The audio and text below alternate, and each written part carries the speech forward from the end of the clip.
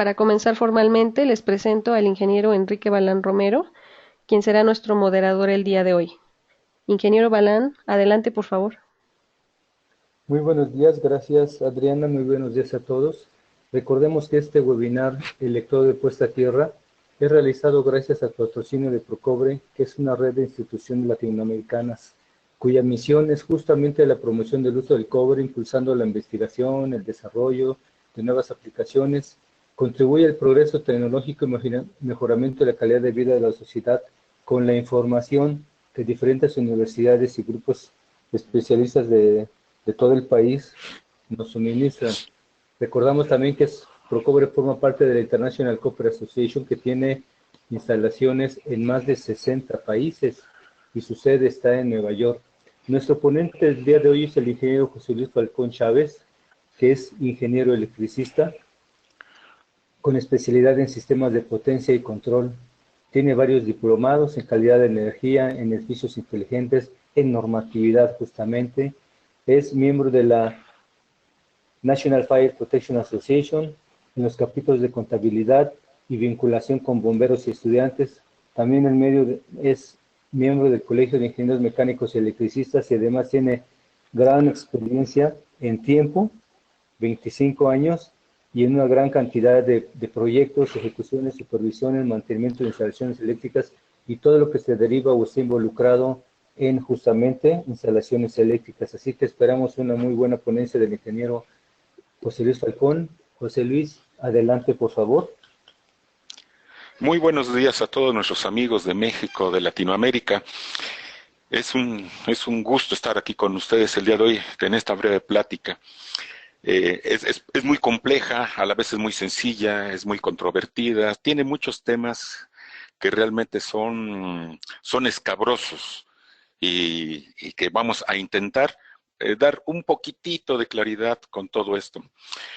Fíjense que es paradójico que sobre el tema de puestas a tierras exista tantísimo material técnico, así como criterios para manejarlo. Se tienen fórmulas para todas las configuraciones, para resistividades de todos los terrenos, hay diferentes técnicas de medición y muchas teorías de mantenimiento y mejoramiento. Les comento que el tema de tierra lo cubren más de 20 ciencias, tales como la electricidad, que es la que nos ocupa, el electromagnetismo, estadística, geofísica, geomagnetismo, mineralogía, termodinámica, química, bueno, muchísimas ciencias. Es muy importante todo esto que les estoy comentando porque las personas que en un momento dado dicen que es sencillo, no, realmente es bastante extenso este tema. Ahora bien, entremos ya en materia. Vamos a ver la cuestión de la instalación eléctrica.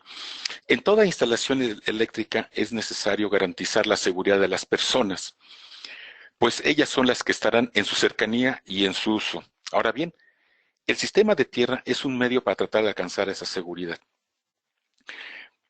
La instalación de la puesta a tierra tiene como misión establecer contacto físico con la misma tierra y esto se logra por medio del electrodo de puesta a tierra. Ahora bien, definamos qué es el electrodo de puesta a tierra, según nos indica la NOM 001 CD 2012 aquí en México. Y nos dice, electrodo, cuerpo metálico conductor o conjunto de cuerpos conductores agrupados en contacto último con el suelo y destinado a establecer una conexión con el mismo. Y de manera complementaria, en la NOM 022 Secretaría del Trabajo 2008 nos indica que la red de puesta a tierra es un conjunto de conductores, electrodos, accesorios y otros elementos metálicos enterrados. Ahora bien, ¿por qué debemos de poner a tierra los sistemas y equipos eléctricos? Pues comenzando por las cuestiones de legislación eléctrica, en el cual se debe tener un cumplimiento normativo. En segundo lugar, para proteger personas y otros seres vivos, manteniendo todas las cubiertas y los gabinetes metálicos a un mismo potencial. En tercer lugar, para asegurar la operación correcta de los dispositivos de protección cuando ocurre una falla de aislamiento y contacto accidental con líneas electrificadas. En cuarto lugar, para limitar el nivel de tensión debido a descargas atmosféricas y electrostáticas. En quinto lugar, para reducir los acoplamientos electromagnéticos entre equipos y líneas eléctricas. Y en sexto lugar, para protección y desempeño de equipos de operación eléctrica, manteniéndolos todos a una tensión referencial del mismo. Ahora bien, ¿cuáles son los componentes de un sistema de tierra? Podemos observar en nuestra imagen que se ve yendo de abajo hacia arriba. Por supuesto que está la tierra, que es el terreno natural, el electrodo de puesta a tierra, que pueden ser varillas, tubos, bandas, placas, anillos, otros más que vamos a ver posteriormente, el conductor de puesta a tierra, el equipo o sistema puesta a tierra y el conductor del electrodo. Es importante hacer aquí la observación de que un sistema de puesta a tierra está compuesto por dos grandes partes. Si ustedes lo pueden observar, lo que queda por debajo del nivel del suelo, que se llama puesta a tierra, y lo que queda por encima, que se llama red equipotencial. Ahora bien, la resistividad del terreno, por definición, si ustedes recuerdan de sus tiempos de escuela, nos decían físicamente que es la relación entre la diferencia de potencial en un material y la densidad de corriente que resulta en el mismo. Para nosotros es la resistencia ofrecida por un cubo de 1 metro por 1 metro, medida entre dos caras opuestas, y la relación se da en ohms por metro. Ahora bien, ¿por qué es importante la resistividad? Porque la resistividad es un elemento dominante para el valor de los sistemas de tierra de los electrodos. Ahora bien, realmente, ¿qué es lo cómo nosotros vemos los terrenos? ¿Cómo vemos la tierra? Si ustedes ubican, vamos pasando por una carretera y se ven los cortes de los cerros y se ve cómo la composición de la tierra es muy variable. Se pueden observar capas y capas de muchos materiales, ahora sí que dependiendo de la zona en la que estén ustedes, tanto de manera vertical como horizontal. Y precisamente en la zona superficial de ese terreno es donde instalamos los electrodos, los cuales esa zona superficial constantemente se ve afectada por lluvia, por erosión, por nieve, por vientos, por muchísimos elementos más. Ahora bien, esa resistividad del terreno se ve modificada constantemente por su composición, por su naturaleza, por las sales solubles y su concentración existentes en ese lugar, por la higrometría, que es el contenido de agua o grado de humedad, la granulometría, que es la cantidad de contacto del terreno con el electrodo, la compacidad, que es la compactación del terreno, y la estratigrafía, que son las diferentes capas de material que existen en ese terreno. Ahora bien, en esta imagen podemos observar lo que les comentaba yo, de que la definición es de que es un cubo de 1 metro por 1 metro por 1 metro. Se pueden observar la gráfica y la resistividad típicamente se expresa por la letra ρ, la letra griega ρ, y sus unidades son ohm por metro. La fórmula indicada nos está indicando que es una relación entre la resistencia, la sección en metros cuadrados y la longitud. Ahora bien, todos los terrenos tienen dos características eléctricas. Uno, que es la resistividad propia del terreno, la cual es una magnitud variable. Y esa resistividad es totalmente independiente de la intensidad de la corriente que lo recorre. Se modifica en un terreno después de obra civil. Eso es muy importante y lo vamos a ver un poquito más tarde. No lo pierdan de vista. La resistividad de un terreno se modifica después de la obra civil, después de que se han modificado las características naturales.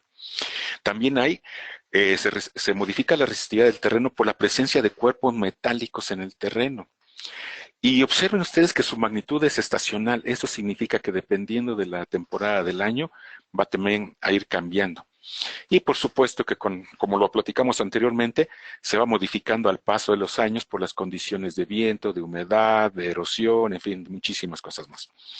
La otra propiedad y característica que tiene el terreno, la tierra, es su conductividad. Y es principalmente un proceso electrolítico en el cual se mezclan las aguas y las sales que están contenidas en el terreno. Y también podemos observar que los terrenos ya bien sea, en este caso un terreno seco, va a depender del tamaño de sus partículas, de su porosidad y el aire aprisionado entre ellas. No es lo mismo un terreno fangoso, pantanoso, en el cual hay muchísimas partículas húmedas, que la porosidad pues es cero y que el aire también es cero, a un terreno desértico en el cual las partículas son arenosas, hay muchísima porosidad y hay muchísimo aire entre ellas. Este ejemplo que estamos observando son mediciones que se han hecho a lo largo de muchos años y que ustedes van a encontrar en muchos libros de física, en la cual se nos dan ejemplos típicos de los valores de resistividad de varios terrenos. Por ejemplo, un terreno pantanoso pueden observar que es de 10 a 30, un terreno de sembradío, donde hay tierra vegetal, de 10 a 150, y nos podemos ir hasta el otro extremo, donde hay hormigón, por ejemplo, piedra y mortero, que es de 2000 a 3000 ohms por metro, y la grava, que es de 3000 a 5000. Este es un muy buen ejemplo en el cual hace un momento yo les comentaba de que cómo los terrenos de manera natural cambian cuando se modifica su situación natural. Un suelo, observen ustedes al centro, hay un recuadro de color rojo aquí, en el cual nos dice suelo pedregoso desnudo, sea natural, 1500 a 3000 ohms por metro. Pero ese mismo suelo pedregoso, una vez que ha sido cubierto con una placa, con una capa, perdón, de tierra vegetal, de tierra natural, y ha sido cubierto con césped en el cual está absorbiendo humedad del ambiente o que lo están regando, se modifica y ahora cambia sus propiedades de resistividad a 300 a 500 ohms por metro. Fíjense que es muy interesante observar cómo la resistividad varía en función de tres elementos. Por humedad, que es la gráfica que estamos observando, en este caso una arcilla roja. ¿Por qué por humedad? Porque al aumentar la humedad, las sales tienen más oportunidad de disolverse en el terreno y por lo tanto hay más iones disponibles y con esto se mejora la conductividad. Además, observen de que la cantidad de agua varía con la clima, época del año y tipo disuelto. Es una gráfica muy interesante. Pasamos a los otros dos elementos, en el cual uno es por temperatura, igual tomamos la arcilla roja, una humedad del 18%, y observemos cómo es la variación de la resistividad, y en el lado derecho el contenido de las sales en su porcentaje de concentración. Aquí estamos viendo una comparativa entre el cloruro de sodio, el sulfato de sodio y el sulfato de cobre. Observen cómo de manera anterior, aquí en la parte de arriba, nos dice la temperatura y la humedad modifican estas curvas. Claro, como lo vimos anteriormente. Ahora bien, la resistencia a tierra, ¿qué es la resistencia? Es la resistencia al paso de la corriente eléctrica que presenta un electrodo desde el mismo hasta un punto distante. Los elementos que constituyen esta resistencia es la resistencia propia del electrodo en sí como un solo elemento. La segunda parte de resistencia es la unión que tenemos entre el electrodo y el terreno. Ahí se forma también una pequeña resistencia. Y hay una tercera resistencia que es la propia entre el terreno que presenta al paso de la corriente eléctrica. La resistencia, pueden ustedes observar cómo está relacionada con la resistividad. Y aquí tenemos su fórmula matemática, en la cual está vinculada con el volumen del terreno, la sección transversal y la longitud. Ahora bien, la medición de la Tierra es un tema, nada más con la pura medición a Tierra podríamos decir que es todo un tema, ¿eh? Es todo un tema, muchas horas, muchísimas horas que se pueden platicar de esto. Pues les voy a platicar que existen 16 métodos para medir resistividad de terreno y aproximadamente 10, creo que son 10 u 11, para medir la resistencia de puesta a tierra. Estos elementos vienen explicados en la IEEE 81, que es para medición de resistividad de tierra e impedancia de tierra y potenciales superficiales de tierra en sistemas de tierra, válgase la expresión. Vendría a ser la traducción de IEEE 81. Y también en México tenemos la NOM 022 de Secretaría del Trabajo, que es electricidad estática en los centros de trabajo. Ahora bien, ¿cómo se mide la Tierra? Se mide con un telurómetro, no terrómetro, ni Megger de tierra, ni Megger, ¿eh? Es un telurómetro o bien un equipo de medición de tierra. Y el telurómetro es un equipo diseñado para medición de resistividad y resistencia. Sus principales características son las frecuencias, un sistema de alarma, detección de corrientes, escala y que tenga un margen de error. Ahora bien, esta imagen que estamos viendo es un medidor típico que se le llama de 3 terminales, con el cual vamos a poder obtener las mediciones en un terreno. Llámese por el método de la caída de tensión, que es el que está aquí mostrado, o bien por el de caída de tensión o caída de potencial. Ambos métodos muy ilustrativos, son muy fáciles de realizar y con este podemos obtener nuestras mediciones debido a que es muy sencillo porque tan simplemente necesitamos 2 electrodos auxiliares, uno en el cual se inyecta tensión, uno que nos va a registrar la tensión y el electrodo bajo prueba.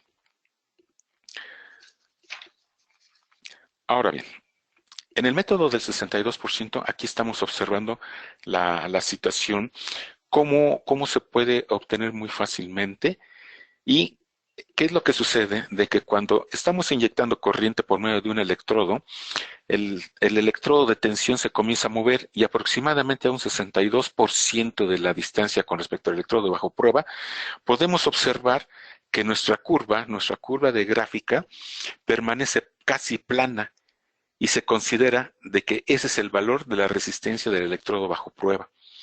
Pueden ustedes observar aquí en la gráfica de la derecha que la respuesta a los electrodos, si se genera esta curva que es prácticamente una pendiente, nos indica de que los electrodos están muy cerca entre ellos. Ahora bien, entramos a la cuestión normativa. Las especificaciones a cumplir según la norma mexicana NOM 001-C de 2012 nos indica básicamente cuatro secciones que debemos de cumplir. La primera es la 250-50, en la cual son los sistemas de electrodos de puesta a tierra y nos dice, en pocas palabras, todos los electrodos que estén presentes en cada edificio o estructura alimentada se deben unir entre sí. En ningún caso el valor de resistencia a tierra del sistema de electrodos de puesta a tierra puede ser mayor que 25 ohms. Observen, aquí tenemos ya 2 limitantes muy interesantes. En ningún caso el valor de resistencia a tierra del sistema puede ser mayor que 25 ohms y todos los electrodos se deben de unir entre sí. En 250-52 nos indica cuáles son los electrodos permitidos para puesta a tierra. En este caso estamos hablando de tuberías metálicas subterráneas para agua en contacto con 3 metros o más en tierra. Acero estructural del edificio, el cual esté en contacto con la tierra a 3 metros o más. Los electrodos recubiertos en concreto, al menos 6 metros, consistentes en una varilla de acero de refuerzo o bien conductor desnudo de cobre igual o mayor a tamaño 4 AWG. También los anillos de puesta a tierra, que es un conductor de mínimo 6 metros de extensión y un tamaño no menor a 2 AWG. Los electrodos de varilla y tubería deben de estar en contacto a no menos de 2.44 metros directamente enterrados en la tierra. También existen otros electrodos, pero importante, los electrodos deben de ser aprobados. ¿Por qué se dice que electrodos aprobados? Porque hay muchos electrodos en el mercado que son mágicos, que los orientamos hacia la luna llena y con respecto al polo geomagnético terrestre, en fin. Cuidado, los electrodos deben de ser aprobados. Los electrodos de placa nos indica que deben de ser un mínimo de 20 centímetros cuadrados de superficie expuesta al suelo. Y también nos indica que otros electrodos son sistemas o estructuras metálicas subterráneos, como cuáles, como tuberías, tanques subterráneos y el ademe metálico de pozos. El ademe es la funda metálica que protege a los pozos subterráneos para evitar que se desgajen. Y estas fundas metálicas también están conectadas a tierra. Es muy importante aquí observar y analizar que no está permitido como uso de electrodos de puesta a tierra las tuberías subterráneas para gas, así como el aluminio. El aluminio, recuerden que se degrada con su contacto a tierra. Aquí voy a hacer una observación importante con respecto a los electrodos de varilla. Señores, somos ingenieros. Las varillas tipo Copperwell no existen. Las varillas tipo Copperwell son un genérico. Les voy a platicar que allá por 1915 la empresa Copperwell patentó un proceso de recubrimiento electrolítico en el cual una varilla de acero se recubría de cobre y esto le daba una mejor conductividad. Y con el paso del tiempo, este proceso, más bien esta patente que era de la marca Copperwell, se volvió un genérico, pero no existen las varillas tipo Copperwell. Es más, de hecho, si ustedes van a comprar una varilla Copperwell, les van a dar cualquier varilla recubierta, pero no de marca Copperwell. Cuidado. Otra cosa que les iba a comentar. En el mercado existen varillas muy, muy baratas, que son varillas de acero pintadas con esmalte de color cobre. Cuidado, son muy baratas, deben de costar como 30 pesos mexicanos, algo así como $1.50, pero esas no están normalizadas ni certificadas. Ahora bien, ¿cuáles son las especificaciones mínimas a cumplir según nos indica la sección 250-53? Ya lo habíamos visto un poquito anterior. Los electrodos de varilla, tubería y placa deben de estar abajo del nivel de humedad. Los electrodos adicionales requeridos, cuando no tenemos 25 ohms, cuando la medición del electrodo no nos da 25 ohms, nos pide de que coloquemos un electrodo adicional, el cual debe estar separado cuando menos a 80 metros de distancia. Pero observen, esto es que es muy importante y viene en una nota en ese mismo inciso y nos dice, la eficiencia de las varillas en paralelo es incrementada separándola 2 veces la longitud de la varilla más larga. De ahí viene que mínimo debemos tener 1,80, pero es muy común que estén separados los electrodos por una distancia de 3 metros. Ahora bien, la tubería metálica subterránea para agua debe satisfacer que esté en contacto con el terreno y a una profundidad mínima de 75 centímetros. Y los electrodos de placa deben estar también enterrados 75 centímetros por debajo de la superficie. Ahora bien, en la sección 921-18 nos dice que la resistencia para terrenos en los cuales hay una baja resistividad es aceptable el valor de 10 ohms, pero en terrenos con alta resistividad se puede aceptar hasta 25 ohms. En sistemas con un solo electrodo, la resistencia a tierra no excede de 25 ohms. Y para instalaciones subterráneas el valor recomendado es de 5 ohms o menos. Entonces, aquí nos vuelven a hacer énfasis en que el valor de la resistencia a tierra no debe de exceder de 25 ohms. Debemos de tenerlo lo menos posible, que no cubra, más bien que cubra esos valores. Ahora bien, hay varias técnicas para disminuir la resistencia a tierra.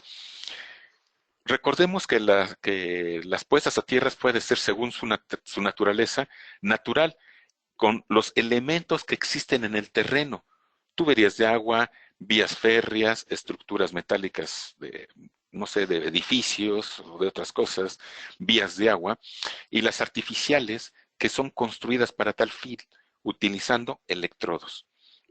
Ahora bien, ¿cómo vamos a disminuir esa resistencia a tierra? Por medio de 7 puntos. El primero de ellos es aumentando las dimensiones del electrodo, ya bien sea en su longitud, en su diámetro o en su área. También es aumentando el área de contacto con el terreno. El número 3 es aumentando el número de electrodos. El número 4, aumentando el área de contacto con el terreno. El número 5, aumentando la profundidad de enterramiento. Y el número de 6, posiblemente más homogéneas el nivel de humedad más constante y la temperatura más constante. Esto como un resumen, es las famosísimas mallas de tierra, en las cuales ustedes pueden ver que tenemos electrodos y que cubrimos más área, enterrando más cobre, colocando cable de mayor diámetro o varillas también de mayor sección.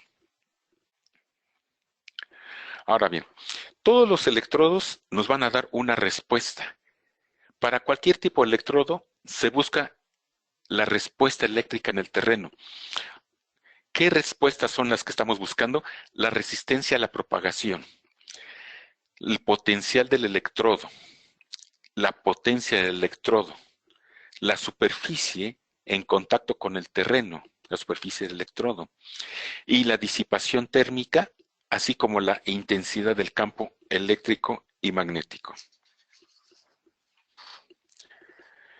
Para entender un poquito más la importancia de esta imagen que estamos observando, vamos a tomar un modelo de un electrodo semiesférico. Y vamos también a retomar dos conceptos muy importantes que espero que ustedes se recuerden de ellos, que son el potencial de paso, o la tensión de paso y la tensión de contacto. Esta imagen nos va a dar mucha importancia a eso. ¿Por qué? Observen, si nosotros tenemos un electrodo semiesférico enterrado, válgase la expresión, enterrado en la tierra, ¿sí? Se va a formar esta pequeña semiesfera, y cuando entra una corriente de falla a este terreno, o una corriente, esa corriente va a tender a disiparse de forma esférica a lo largo de todo el terreno. Imagínense que esto es una 3D, imagínense que es una pelota, la mitad de una pelota enterrada, y se comienza a disipar conforme se comienza a extender con respecto al suelo. En este caso, imagínense que esa misma esfera la estamos viendo desde una planta, y se puede observar que al centro está el electrodo, y que en el punto A, que es a una longitud X, tenemos una densidad de corriente, pero a una longitud un poco mayor, en el punto B, la densidad de corriente ya disminuyó, va disminuyendo. Esa es la dispersión de la corriente, comienza a decaer conforme comienza a profundizarse en el terreno. Nos dice, a mayor distancia del electrodo, menor tensión de paso. ¿Por qué hay menor tensión de paso? Porque hay menor densidad de corriente. Se comienzan a alejar, entonces los gradientes de potencial comienzan a disminuir. Acá arriba nos dice, la tensión de paso depende de la posición del sujeto. Observen cómo a mayor cercanía del electrodo, su tensión de paso, su potencial de paso puede ser mayor. Ahora bien, en este caso, también la propagación de la corriente de falla en el terreno y la resistencia del mismo, esa misma densidad de corriente va a ir disminuyendo conforme se aleja del electrodo. Y eso nos implica que también el potencial en la superficie difiere de la posición del equipo en relación al sistema de electrodos. Esto trae de la mano lo que es el potencial de contacto. ¿Por qué?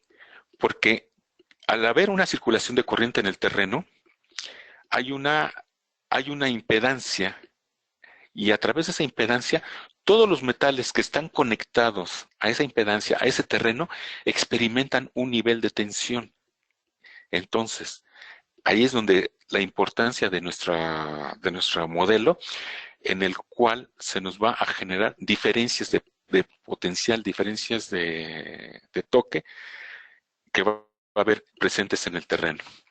Ahora bien, para seguir con nuestro electrodo semiesférico, nos dice que tenemos varias expresiones de cálculo, también son fórmulas matemáticas que ustedes recuerdan, estuvieron hace mucho tiempo desarrolladas en los libros de física, en los cuales podemos diferenciar la potencia del electrodo, la resistencia a la propagación de dicha corriente, el potencial del electrodo, la superficie del electrodo, el potencial fuera, el que está saliendo del electrodo, la tensión de paso. Para todo esto les recomiendo el libro del señor ingeniero Miguel de la Vega Ortega, profesor catedrático del Politécnico, que hizo un excelente trabajo con este libro que se llama Problemas de Ingeniería Puesta a Tierra. Ahora bien, en este libro nos pone un ejemplo de cómo aplicar ese método de el electrodo semiesférico para encontrar diversas características. Aquí tenemos una imagen y nos está dando cuáles son las características a encontrar en base de la fórmula anterior. En un ratito de ocio que tengan o que quieran profundizar en sus cálculos y su análisis de estos temas, pueden ponerse a ponerles números y van a llegar a esto. Si se pueden a graficarlo, van a observar esto, cómo para las distancias, conforme se comienza a alejar del electrodo las corrientes, el potencial comienza a disminuir. Observen que para 1 metro el potencial es de 955. En el electrodo estamos hablando de 1908 volts y para 10 metros ya decayó hasta 173. Si observamos la gráfica, esto estaríamos viendo. Ahora bien, aquí con esa misma fórmula obtenemos la tensión de contacto, sustituimos valores, la tensión de paso a los 3 y a los 4 metros del electrodo, la tensión de paso máximo, que es a la cercanía del electrodo, a 1 metro del electrodo, y la corriente circulante por el cuerpo del individuo también. Observen que la guía de la IEEE, el estándar IEEE 80, nos indica que la resistencia del cuerpo humano se considera de 1000 ohms. Sustituyendo fórmulas, continuamos y estos son los valores que se obtienen. Observen, dice, los resultados obtenidos son teóricos y el resultado práctico es muy aproximado. Ahora bien, este es un tema que me voy a extender un poquitito, me voy a tomar esa libertad, en la cual, para analizar la corriente crítica, tenemos que entrar primero a algo que se llama electropatología. La electropatología es una disciplina que estudia los efectos de la corriente eléctrica potencialmente peligrosa que puede producir lesiones en el organismo, así como el tipo de accidentes que causa. Una corriente crítica es la que causa efectos en el ser humano, es la que causa daños. En IEEE 80, el numeral 5.2, nos recomienda tomar como máximo 50 miliamperes como corriente máxima. ¿Por qué? Porque a más de 50 miliamperes, estamos hablando de 60 miliamperes o hasta 100, se alcanzan fibrilaciones ventriculares, paro de corazón o la inhibición de la respiración. Y puede ocurrir y causar lesiones de muerte. Hasta 8 miliamperes, de 1 a 3 no aparece miliamperes, de 1 a 3 miliamperes no hay ningún problema. Pues ahora sí que podemos tener un contacto, no hay ninguna sensación, nada más hay un pequeño cosquilleo.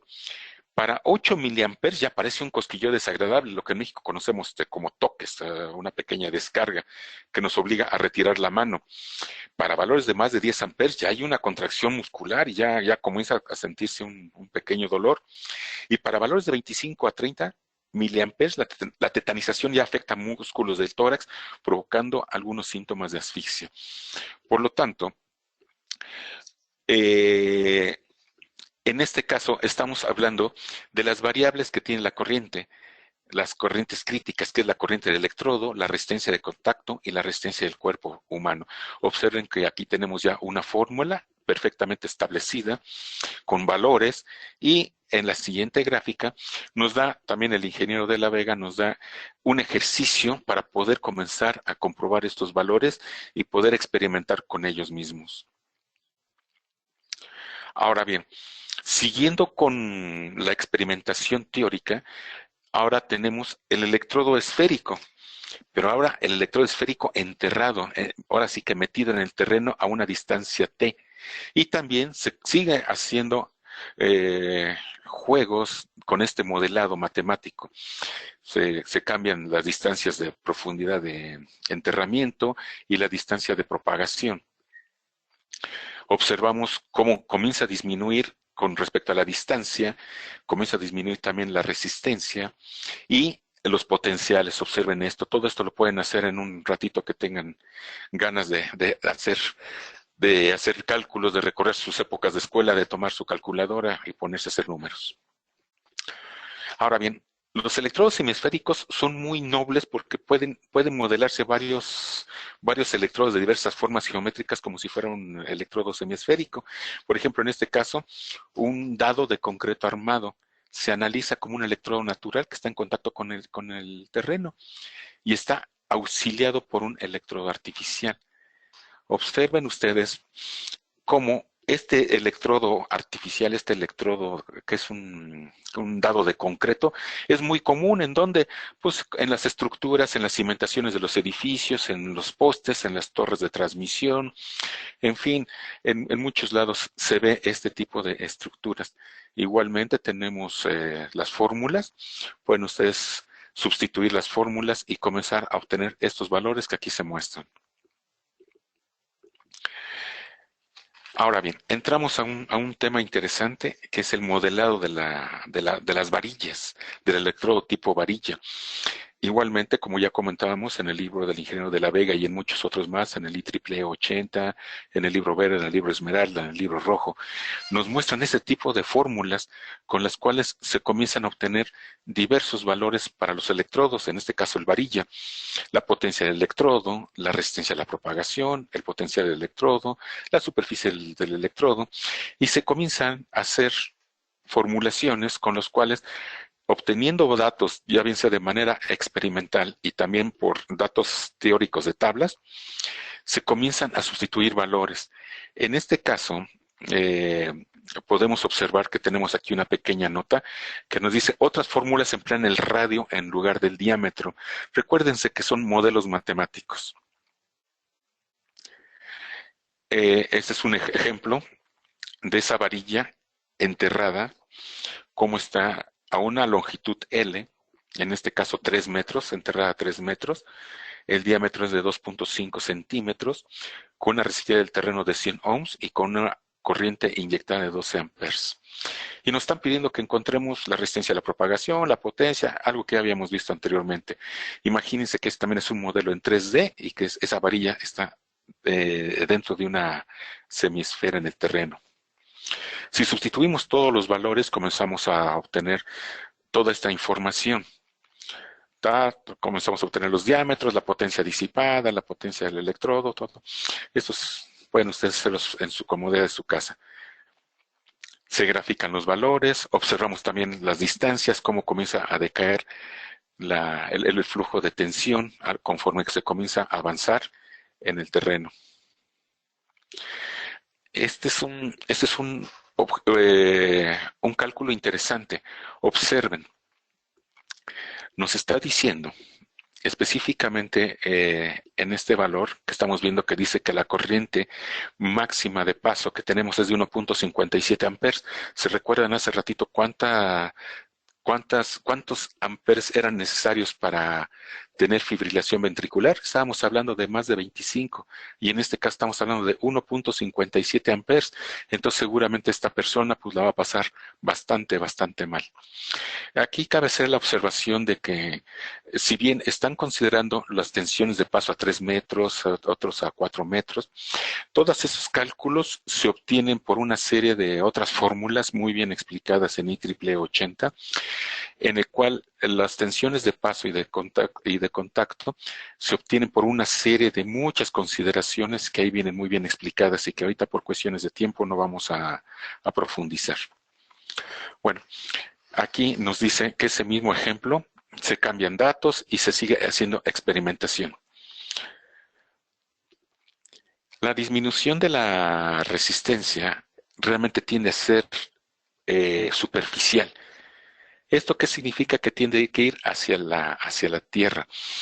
Los electrodos, aunque sean poco profundos o muy profundos, toda la disipación tiende a ser superficial.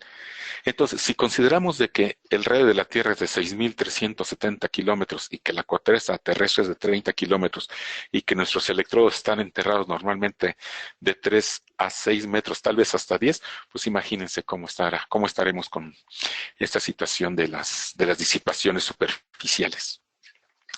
Quiero aquí platicar un poquito más con respecto a la metodología de IEEE 80, que lo vamos a ver en otra plática posterior. Y es que en esta metodología de IEEE 80 se recopilan los pasos esenciales para diseñar una puesta a tierra adecuada según la metodología desarrollada en esta norma. Y para el diseño de un adecuado sistema de puesta a tierra, debemos de controlar tensiones de paso y contacto. Tenemos que medir resistividad aparente del terreno y requerimos la corriente de falla monofásica a tierra que nos va a dar el operador de la red, el que nos da el abastecimiento de la energía eléctrica. Y debemos de tener presente que el criterio fundamental para garantizar la seguridad de los seres humanos es la máxima corriente que podemos soportar, debido a tensiones de paso, de contacto, y no al valor de la resistencia de puesta a tierra tomada de forma aislada.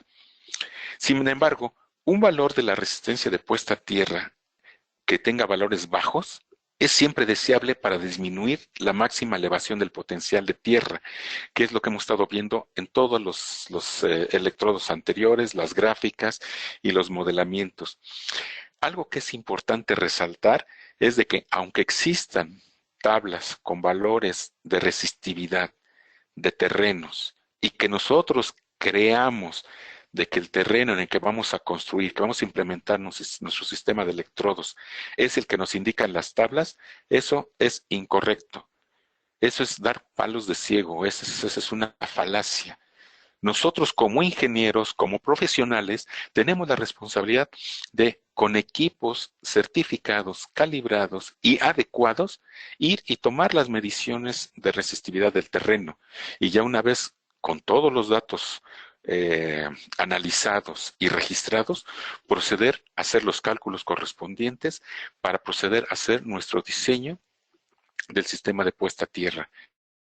Todo esto bajo toda la normatividad y todas las fórmulas expresadas anteriormente. Pues con esto estamos llegando al fin de esta primera presentación de electrodos de puesta a tierra. Espero no haber sido demasiado rápido y que haya quedado esto claro para la mayor parte de ustedes. Quedo atento a sus preguntas. Muchas gracias por su atención. Gracias, ingeniero. Cedemos la palabra al ingeniero Enrique Balán. Muchas gracias, José Luis. José Luis, hemos observado que la selección de un electrodo para lograr un sistema de tierras no es tan fácil. Es muy común que hagamos una copia, es decir, si alguien observa, si una persona con poca capacidad tecnológica desea hacer un sistema de tierra y ve que otra persona entierra un par de elementos metálicos en el terreno, ya sean placas, tubería, y los utiliza como electrodos, hemos observado que lo copian y creen que están haciendo un buen sistema de tierra. Para hacer un buen sistema de tierra, lo primero que se necesita saber es que hay que cumplir una normatividad. También se necesita saber que hay que proteger a las personas. Se necesita saber que existen diferentes formas de electrodos, es decir, tipos, placa, cable, que se pueden utilizar. Que las corrientes en el terreno van a generar o van a producir tensiones en la superficie y tensiones en otros elementos metálicos como pudieran ser máquinas que tienen una carcasa metálica. Entonces la elaboración de un sistema de tierra debe ser hecho por una persona que tenga el conocimiento suficiente, uno, de la normatividad y dos, de los procesos de cálculo que se deban llevar a cabo. No nada más enterrando una varilla en el suelo, estamos haciendo un sistema de tierra. Es importante notar que este webinar solamente es la primera parte de dos. En la segunda sección se van a dar diferentes disposiciones en paralelo de electrodos en paralelo, su ubicación en el terreno, su cálculo de la resistencia que debe dar. Si no lo da, el incremento ya sea en longitud o el incremento en área o el incremento en el número de electrodos. Aquellas personas que nos escuchan hoy amablemente en este webinar, procuren no faltar al siguiente porque es donde van a venir los cálculos y algunos procedimientos para poder entender cómo se logra disminuir o cómo se logra obtener cierto valor de resistencia a tierra dependiendo de lo que nos esté pidiendo la normatividad o de lo que nos pida alguna empresa, vamos a poner nombres como IBM, que nos solicita ciertos valores de resistencia para poder aceptar que sus equipos están ligeramente protegidos cuando haya fallas de aislamiento o también que cuando pudiera haber una descarga atmosférica. Adriana, seguimos en las preguntas, por favor. Claro, ingeniero. Tenemos un comentario, no aparece el nombre de la persona, nos dice, buen día, como lo mencionó, existen electrodos de muy baja calidad. Tengo entendido que la longitud mínima del electrodo debe ser 2.4 metros. Sin embargo, en la mayoría de los comercios lo venden de 1.5 metros y son pintados. ¿Cómo puedo identificar un buen electrodo o cómo sé que cumple con la normatividad? Bueno, el electrodo de uno, bueno, Correcto. permíteme, ¿contestas, José Luis? No, no, contéstalo tú. Ya lo habíamos Bueno, platicado eso. Sí, Enrique. gracias. El electrodo de 1.5 metros de longitud en contacto con el terreno sí está aprobado, pero es un electrodo auxiliar que se utiliza en telecomunicaciones. Es necesario tener un electrodo enterrado, si es de varilla, ¿verdad? Mínimo 2.40 metros de longitud y el de 1.50 metros de longitud es un electrodo auxiliar utilizado a lo mejor para un conmutador eléctrico o para una parte de telecomunicaciones. ¿Cómo podemos saber si es un electrodo normalizado? Comúnmente tienen, si es un electrodo de varilla, está en el electrodo de varilla tiene las siglas NOM ANSE y está indicando, uno, el nombre de la empresa que lo está produciendo y dos, inclusive las características de espesor del cobre que fue depositado electrolíticamente en la varilla de acero que debe ser de 10 milésimas. Entonces, ¿cómo lo vamos a notar?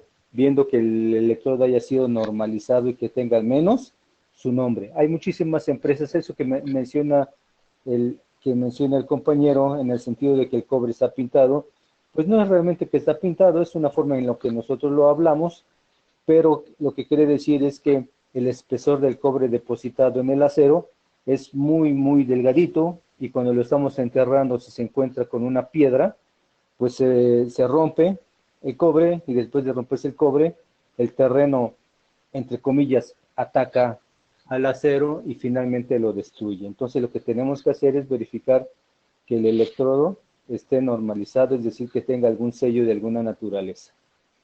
Muchas gracias.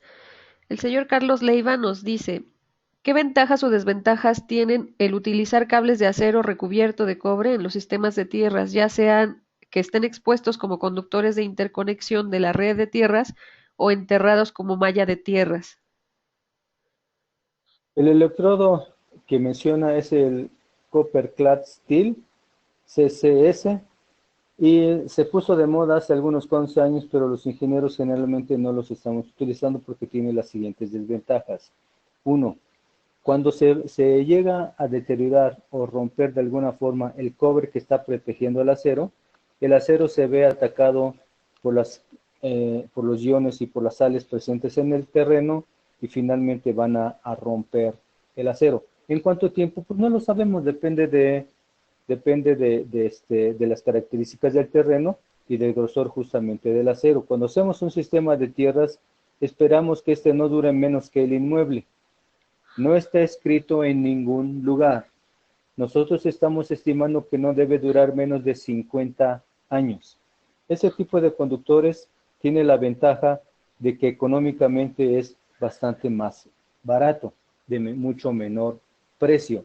Tiene también la ventaja de que no es un elemento que alguien quisiera irse a robar, a llevárselo de las instalaciones, porque tiene un valor cero de recuperación, nadie se lo va a comprar. Esas son sus dos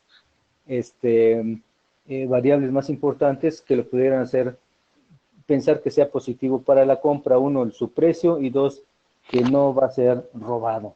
Sin embargo, tomemos en cuenta la desventaja técnica en el cual nosotros podemos observar que ese tipo de elementos sí se deterioran con cierta rapidez, ¿no?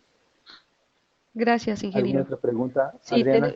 tenemos varias preguntas. El señor Rubén Saúl Hernández nos dice, ¿cómo afecta la humedad relativa al electrodo de puesta a tierra o en la parte de la electricidad estática? Bueno, no viene en ese tema, pero la humedad relativa la medimos en el ambiente, no en el terreno.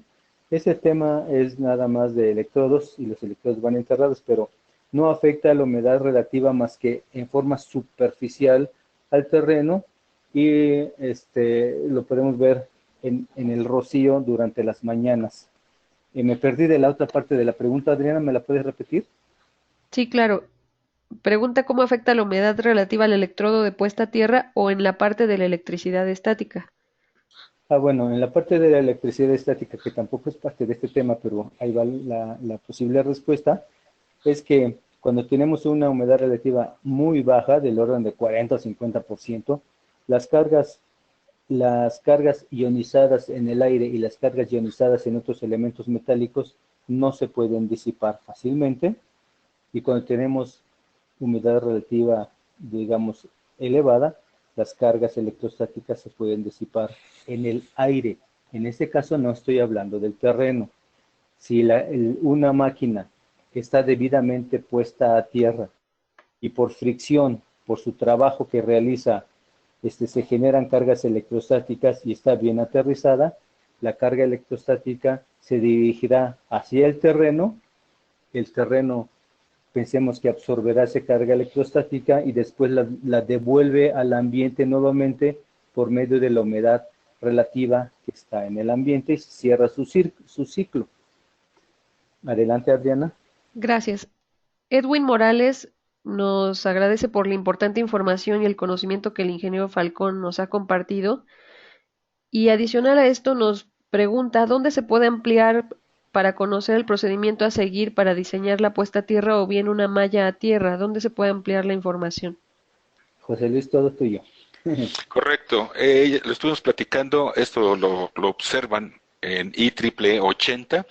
Ahí nos da todos los parámetros, todos los datos técnicos y todas en su caso, todas las mediciones experimentales que se tienen que tomar para dar todo un desarrollo de estos sistemas. Muchas gracias, ingeniero. Pablo Aarón García nos pregunta si hay estadísticas de en qué tipo de instalaciones o en qué regiones de la República se presentan incidentes por instalaciones de baja calidad. Tenemos dos tipos de estudios hay muchos estudios que se han realizado, tenemos dos, uno lo generó el programa Casa Segura, en el cual se observaba que al menos en vivienda el 90% de las instalaciones de 15 años de edad o más no tienen sistema de puesta a tierra. También observamos en diferentes libros y en la prensa que los problemas que da lugar a esto es que las personas que hacen uso de la energía eléctrica están sometidas a un riesgo mayor cuando no existe el sistema de puesta a tierra, a un riesgo innecesario y que las personas pueden sufrir una descarga eléctrica o una electrocución. En el ámbito de la industria, como generalmente tenemos, el otro estudio está realizado por el Colegio de Ingenieros Mecánicos y Electricistas de Yucatán y por la FECIME, Federación de Colegios de Ingenieros Mecánicos y Electricistas, en la cual ellos observan que en vivienda, ese es también un estudio de vivienda, que en vivienda, normalmente en vivienda de interés social, o sea, de casas de bajo costo, bajo precio, de venta al mercado, los constructores de vivienda no acatan a 100% lo que se estipula en las normas, en la norma oficial mexicana, en la norma 001, y el 100% de las viviendas no cumple la norma que he mencionado. Esto quiere decir que las instalaciones eléctricas en vivienda, por esos dos estudios, ponen en riesgo a las personas que utilizamos la energía eléctrica. Por otro lado, en industria, observamos que hay personal de mantenimiento involucrado en forma diaria, es decir, casi todas las empresas tienen personal de mantenimiento. En estos casos, los problemas que podemos observar por la falta del sistemas de falta tierra es la falta de mantenimiento y la falta de preparación de las personas que están haciendo, que le dan mantenimiento al inmueble, no revisan el cableado, no revisan la oxidación, no revisan la degradación de los elementos de la puesta a tierra, porque están ahí ocultos, entre comillas, y una vez que los colocamos no los revisamos. Tratando de responder a la pregunta, el INEGI maneja 556 muertes por electrocución.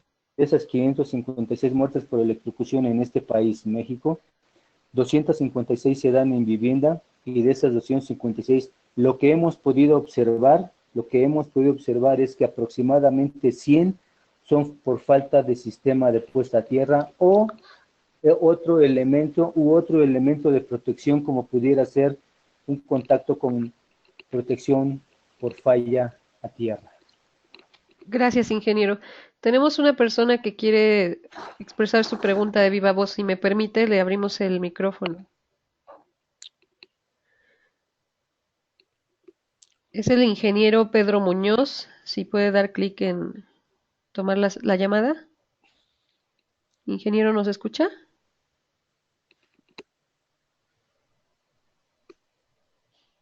Hola. Ingeniero Muñoz, sí, adelante, por favor. Bueno, la verdad no pensé que se fuera a ir hacia micrófono, la verdad, no, no, bueno, yo me uní tardecito al webinar. Lo primero que quería saber si va a estar disponible en algún video o cómo va a estar disponible el webinar, Sí, ingeniero. porque me uní tarde. Sí, no se preocupe, se les harán llegar las ligas a su correo electrónico para que puedan descargar el material de la sesión. Perfecto. Y en cuanto a las varillas, aún y con protocolo, pues yo siento que no es confiable la durabilidad pues del acabado de cobrizado que pudieran traer. Es así, ingeniero, duran poco enterradas. El ataque del subsuelo al mes, a los 2 meses ya, por más protocoladas que estén, ya estará dañado. No, cuando el cobre no se daña a la hora del enterramiento, tenemos información que en atmósferas marinas dura aproximadamente 2.500 años. Y en la atmósfera normal, digamos terrestre, en una ciudad que no esté junto a la costa, hemos sacado varillas que tienen 60 o 70 años, casi enteras. El problema es cuando mecánicamente se rompe el cobre a la hora de meterlo, porque no hemos hecho un estudio de las rocas que están en el terreno y se pueden romper. Las 10 milésimas de las varillas que tienen cierto protocolo, se estima que tienen resistencia mecánica o profundidad suficiente para no dañarse. Si nosotros en nuestro proyecto determinamos que el subsuelo pudiera dañar ese pedacito de cobre que está alrededor de la varilla de acero, entonces debemos de cambiar nuestro proyecto y utilizar un electrodo diferente. Quizás utilicemos una placa de cobre, quizás utilicemos un conductor de cobre, claro, desnudo, ¿verdad? O algún otro elemento que nosotros sepamos que va a resistir a ese tipo de terreno. Es decir, cuando hacemos el proyecto, debemos identificar cuáles son las condiciones geológicas de ese lugar para poder determinar justamente cuál es el electrodo, y no siempre poner el mismo tipo porque vemos que todos lo ponen.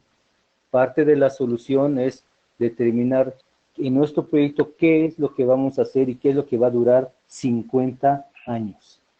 Adelante, Adriana. Ok.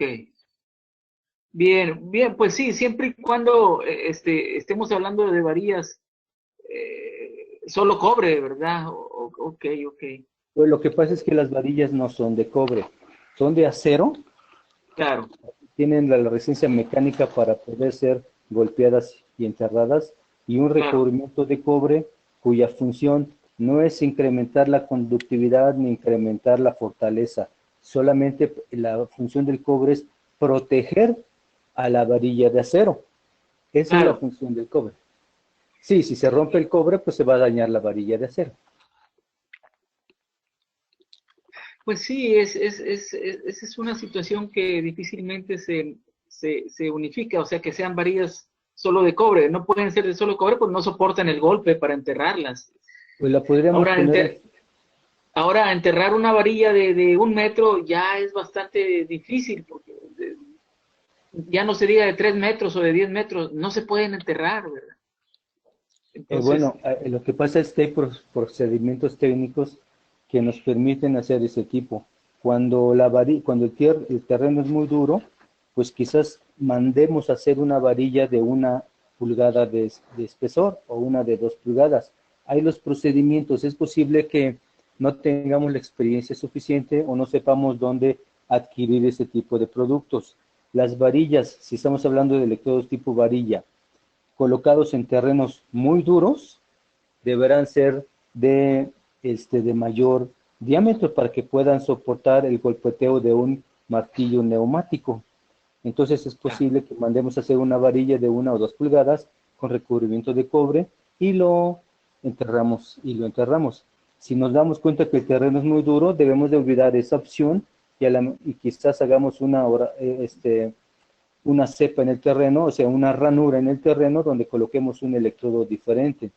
También hay otra técnica en la cual, por medio de un taladro, de una broca y un taladro, hacemos una perforación en el terreno que puede ser de 4 u 8 pulgadas y colocamos ahí la varilla y no tenemos que golpearla con un martillo neumático.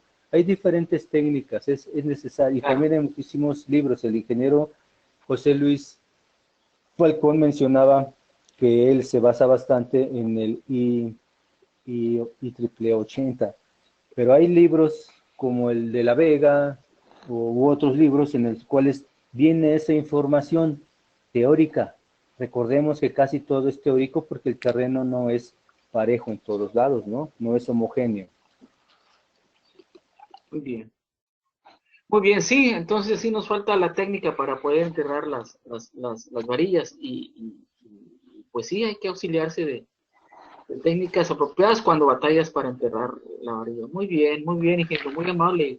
Gracias. Muchas Pedro, muchas gracias. gracias. Bueno, ya tenemos poco tiempo. Si me permite, vamos a leer un par de preguntas más. Tenemos al señor Joaquín Osorio Bedoya. Él nos dice, en caso de una vivienda donde de acuerdo a la resistividad media podemos alcanzar 25 unidades de, ¿es OHM, ingeniero? OMS. Ohms. Con una sola varilla, ¿es posible calcular tensiones de paso y de contacto para una puesta a tierra de una sola varilla? En este caso, sí, claro que sí se puede calcular con una varilla o con dos o con tres, con cualquier tipo con número de varilla o tipo de varilla, se pueden calcular las tensiones de paso y de contacto. Sin embargo, las suministradoras de energía eléctrica, al menos en este país, la Comisión Federal de Electricidad, nos obliga a poner al menos una varilla. Si recordamos de la salida del transformador DSFE o de su bus de tierra, le están enviando a todas las viviendas un conductor del neutro que va a ser aterrizado. Todas las varillas de todas las viviendas hacen una red. Entonces tendríamos que hacer un cálculo de todas las varillas que están siendo utilizadas para un solo transformador. Entonces realmente cuando tenemos una zona habitacional y hay una casa en una varilla, hay otra casa en otra varilla y otra en otra varilla, todas ellas forman la red de tierras. Por eso es que no se hace casi ningún cálculo, se debería, ¿verdad? Pero no se hace ningún cálculo porque tenemos N varillas enterradas conectadas a la misma red de CFE. Y Gracias. no verificamos que tenga 25 ohms porque normalmente creemos, pero solamente creemos que sí tiene 25 ohms o menos. Gracias, ingeniero. Tenemos a Carlos Leiva que nos pregunta, ¿qué electrodo es más efectivo y duradero? ¿Varilla corrugada de construcción ahogada en un bloque de concreto, una varilla de acero recubierta de cobre o un cuerpo de forma de delta o triángulo fabricado en cobre puro que una de sus aristas se orientan al norte magnético? No hay ninguna información científica, ni siquiera tecnológica, que indique que orientar un electrodo hacia cierta disposición tenga algún tipo de fenómeno. El campo magnético genera corriente eléctrica si el campo magnético está en movimiento o si la otra parte del electrodo está en movimiento. En este caso, ninguno de los dos está en movimiento. Esa literatura que anda por ahí, por todos lados, pues es buena para la persona que lo está vendiendo, pero no se puede comprobar ni técnica ni científicamente. Entonces, lo mejor que podemos hacer es verificar si las dimensiones del electrodo van a cumplir con los requerimientos que nos están dando, si el número de electrodos cumpliría con el requerimiento que nos están solicitando las normas o las empresas que nos piden ciertos valores de resistencia a tierra, como telecomunicaciones, sistemas satelitales, sistemas de cómputo. ¿Cuál va a durar más? Depende, si estamos hablando del mismo terreno, depende del diámetro y del espesor de cada uno de ellos. En los electrodos de varilla, como me dijo, corrugada, enterrada en el concreto, si no hay elementos, si no hay otro elemento que genera una pila voltaica, porque la varilla tiene un valor de electrovolts, la varilla de acero, un elemento de cobre que esté por ahí tiene otro, y el concreto armado es el electrolito, se formaría una pequeña batería y habría una pequeña circulación de corriente que iría del acero hacia el cobre, y después de algunos años ese acero se vería destruido.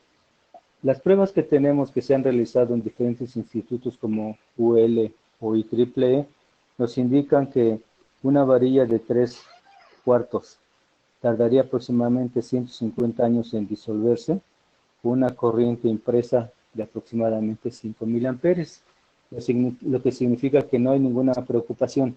Pero regresando a la respuesta, depende de las corrientes que pudieran haber en el terreno y depende de los potenciales que se pudieran generar por diferentes tipos de elementos que estuvieran ahí, como pudieran ser acero, aluminio, plata, oro, cobre, cualquier otro. Gracias, ingeniero. Tenemos todavía 3 preguntas más. ¿Gusta que las leamos o las dejamos ya Se las dejamos al ingeniero José Luis. para que las responda por escrito? No, para que nos responda ahorita mismo. Ah, bien, perfecto. Entonces, Oye, espérame, Adriana, sí. espérame, nada más, brevemente con respecto a la pregunta anterior, ingeniero, que nos hicieron favor de hacernos la pregunta, un electrodo, recuerden que debe de ser normalizado y certificado. Si no cumple con las normatividades vigentes en sus países, no es aprobado. Hace muchos años, aquí en México me dijeron que enterraban un radiador de cobre en la tierra y ese era un muy buen electrodo. Claro, si miden les va a dar el valor. La pregunta ¿es correcto? ¿Va a funcionar de manera adecuada? Esos electrodos que dice usted, eso que son tubulares y que se orientan al campo geomagnético y todo eso, es pura mercadotecnia. Mucha presencia en expos, mucha presencia en stands. Hemos invitado al propietario de esta empresa a que vaya a platicarnos al Colegio de Ingenieros cuáles son sus metodologías científicas y se ha negado rotundamente. Nada más. Ahora sí, Adriana, la pregunta que viene. Gracias, ingeniero. El señor Jairo Estupiñán pregunta, ¿en una torre de comunicaciones de radio es correcto separar el pararrayos de la malla de puesta a tierra, ya que cuando se ha conectado el pararrayos a esta, los equipos se queman? Muchas gracias. Correcto. Lo que sucede es de que tenemos que hacer una red equipotencial, pero aquí debemos de meter no solamente a la red de tierra, sino también a todos los tirantes, a la estructura y propiamente al pararrayos. Todo debe de estar unido por medio de puentes de unión. Espero que esa haya sido la respuesta. Enrique, no sé si respondí lo que estaban pidiendo. Técnicamente es casi obligatorio que el sistema de pararrayos esté colocado al sistema de tierras eléctrico de la torre de comunicaciones. Al menos en México, por norma, está obligado. Y lo que puede que esté sucediendo es que no haya un contacto bien sólido entre los diferentes elementos que forman el sistema de puesta a tierra. Un sistema bien realizado en una torre de telecomunicaciones normalmente mantiene, como dice el ingeniero José Luis, en forma equipotencial todo desde la torre, la caseta, si es que existe una caseta, el sistema de condicionamiento ambiental a un mismo potencial. Si hay una descarga atmosférica y se daña algún elemento electrónico, hay que verificar el diámetro de los conductores de bajada, porque si el diámetro es muy pequeño, va a existir una diferencia de potencial excesiva entre la punta, donde es el impacto de rayo, y la parte inferior del nivel del piso terminado. Hay que incrementar el diámetro del conductor. Por otro lado, hay que verificar si esa estación tiene si esa estación de telecomunicaciones pudiera tener la suficiente área en la cual están colocados los electrodos y hacer un cálculo, todo es un poquito teórico, de la corriente de impacto del rayo comparada con los elementos de protección que pudiera haber ahí. También es necesario observar que hay que incrementar otros elementos. El sistema de puesta a tierra es solamente un elemento de protección. Podrá haber otros elementos como son los apartarrayos y los elementos para suprimir tensiones elevadas.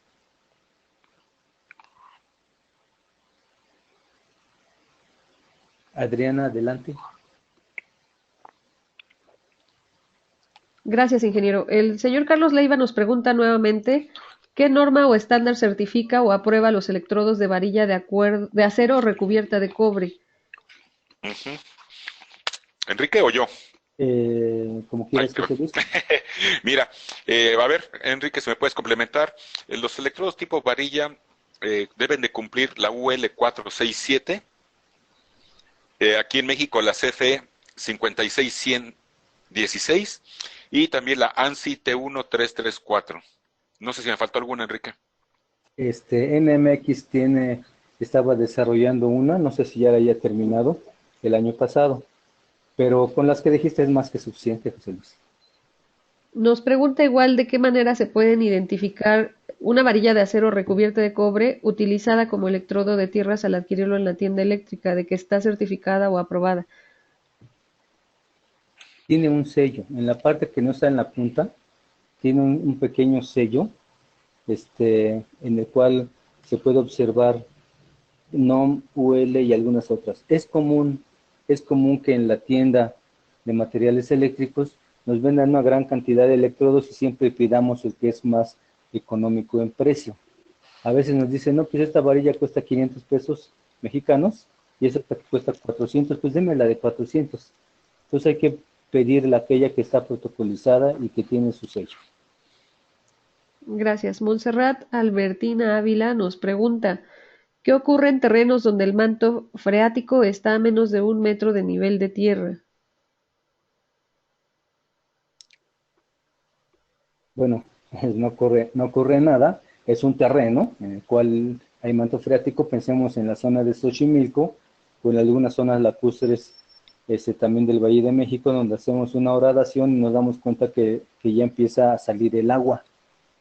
El agua no es solamente agua, abajo no hay un lago, abajo hay tierra muy inundada, quizás tenga 20 o 18% de nivel de porciento de agua. Entonces debemos de poner nuestras varillas, exactamente igual, no pasa absolutamente nada. Solamente tenemos que hacer un cálculo y mediciones constantes para saber si no esa agua que es contenida en el terreno, que pudiera ser lacustre, que tuviera muchas sales, pudiese dañar el electrodo. Entonces hay que hacer mediciones de mantenimiento, quizás con una periodicidad mayor que en aquellos en los cuales el terreno no tiene tal cantidad de agua. Gracias, ingeniero. La última pregunta que tenemos es de Clever Eduardo Delgado. Nos pregunta si existe alguna normativa para la puesta a tierra de equipos hospitalarios. José Luis. Pues es la misma, todos nos vamos a basar con respecto a la NOM. A la NOM, en la cual nos indica que debemos tener menos de 25 ohms. Lo que sucede es de que para sistemas hospitalarios sí se deben de tener otras consideraciones ya muy, muy particulares. Y aquí yo invito al ingeniero Clever a que se remita a la normatividad de su país. En este caso, nosotros que seguimos el NEC, debe de estar en la sección correspondiente a sistemas hospitalarios, que es la 500, creo que es la 510 o algo así. No sé, Enrique, ¿alguna otra cosa más, Enrique? Sí, la NOM a la que te refieres en México es la NOM-001-CD-2012, instalaciones eléctricas. Esa es la norma que rige en México y cada país tiene su propia norma y debemos de acatar primero la norma que rige en nuestros países. De lo contrario podríamos estar entrando en una parte de violación de las leyes y podríamos tener una sanción administrativa, económica, hasta penal, ¿no? Entonces, lo primero es que verifiquemos qué normatividad. En México la NOM 001-CD-2005. Si no se tiene una normatividad específica para eso, podríamos utilizar una internacional, como podría ser una IEC, o podría ser el NEC de Estados Unidos, o podría ser UL de Estados Unidos también. Gracias. Montserrat nos complementa la pregunta que había enviado respecto al manto freático, que está a menos de 1 metro de nivel de tierra, y nos dice que, de acuerdo a su respuesta, estarían de acuerdo en que si se coloca un electrodo, en caso de una descarga en el sistema, se puede electrocutar la fauna existente en el medio. Nos pregunta eso. Bueno, se hace un cálculo para poder determinar el nivel isoceráunico de la zona. No, perdón, ya me equivoqué. Se verifica el nivel isoceráunico de la zona, la cantidad de energía que pudiera proveer de la descarga atmosférica. En el caso de México tenemos algunas informaciones por parte del Instituto de Geofísica de la UNAM. Y después, si la preocupación es la fauna silvestre, que pudiera venir en el lugar, o a lo mejor tenemos caballerizos o tenemos ganado, hacer el cálculo apropiado para lograr determinar que la tensión de paso o la tensión de contacto pudiera llegar a niveles en los cuales nosotros sepamos que los seres vivos que están por ahí no corran ningún tipo de riesgos. Recordemos que la corriente se va a disipar en todo el terreno y, como mencionaba José Luis en su presentación, mientras más nos pudiéramos alejar de los puntos de contacto o de impacto, la tensión de paso va a ser cada vez menor. Por eso es necesario hacer un cálculo y no nada más enterrar varillas o elementos metálicos como electrodos.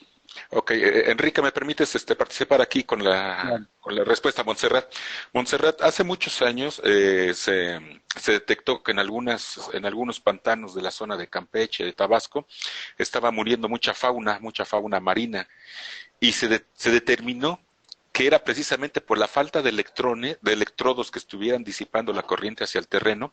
Entonces las corrientes estaban fluyendo por el terreno y entonces el agua estaba funcionando como un conductor.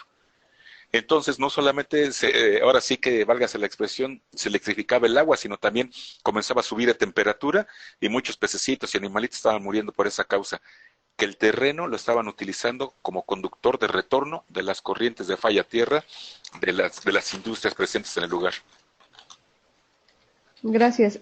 Nos extendimos ya bastante, son las 11:20 y todavía hay 2 preguntas más, ingeniero Balán. ¿Las leo o dejamos aquí la sesión? Pues la leemos de una vez, André. Ok. Carlos Leiva nos pregunta, ¿cuál norma tiene jerarquía? ¿La NOM 001 C de 2012 o la NOM 022 STPS 2015? La NOM 022, que acaba de salir apenas el 1 de abril y que entra en vigor en octubre, si no me equivoco. Si estamos en un centro de trabajo, hay que cumplir lo que dice el centro de trabajo. Y recordemos que esa NOM 022 STPS 2015 relaciona a la NOM 001. Entonces, si estamos en un centro de trabajo, lo que rige es la 022 y se va a dirigir hacia la 001. Si la construcción eléctrica es nueva, aunque sea un centro de trabajo, la que rige es la NOM 001 CD. Muchas gracias. La última pregunta es de Mauricio Espina. Él nos pregunta, ¿cuáles son las recomendaciones para la conectización adecuada de las varillas de puesta a tierra? Bueno, lo que tenemos que hacer es que el contacto debe ser sólido, como decimos en electricidad, pero también debe tener de alguna forma poder ser desconectado para realizar las mediciones que algunas normas como la 002 de STPS nos obligan cuando damos mantenimiento o cuando leemos. También la 022 nos exige ahora cuando tomamos una lectura de la resistencia a tierra. Si ponemos conectores mecánicos, habrá que verificar rutinariamente que estos no se hayan degradado o no se hayan aflojado por cambios de temperatura. Si ponemos una conexión soldable o eléctrica también soldable, debemos ponerle un elemento de desconexión. Entonces, a su pregunta es, no importa qué tipo de conexión tengas, sea mecánica o sea soldable, simplemente tienes que verificar que no se pierda la conectividad como marcan algunas normas en su mantenimiento, como es la 002 de STPS o la 022 también de STPS. Muchas gracias, ingeniero. Pues con esto daremos por terminada la sesión. No sé si quieran agregar algo más, ingeniero Falcón. No, yo les agradezco su atención, su paciencia y su comprensión. Que tengan muy buen día. Gracias, ingeniero Balán. Sí, nada más que se pongan atentos a la segunda parte de este webinar, en el cual ya van a venir disposición física de diferentes electrodos, el que le llamamos comúnmente delta, el que llamamos conectores en línea, el que llamamos, electrodos en línea, el que llamamos electrodos tipo malla, para que tengan un poquito de información adicional. También es importante recordar que este tipo de webinares son informativos más que formativos. No pretendemos incluir toda la información porque es muy poco tiempo para hacer un cálculo real de un sistema de tierra, sino dar las pautas suficientes para que las personas que nos dedicamos a este tipo de labor tengamos información y desarrollemos un buen proyecto. Muchas gracias. Para concluir, solo les recuerdo a los participantes que en un par de días recibirán un correo electrónico con algunas ligas para descargar información del webinar, incluyendo cualquier pregunta que pudiera no haber sido respondida, pero bueno, tratamos de responderlas a todas, a menos que en estos segundos llegara alguna otra, pero creo que dimos respuesta a todos. Gracias de nuevo y que tengan buen día a todos.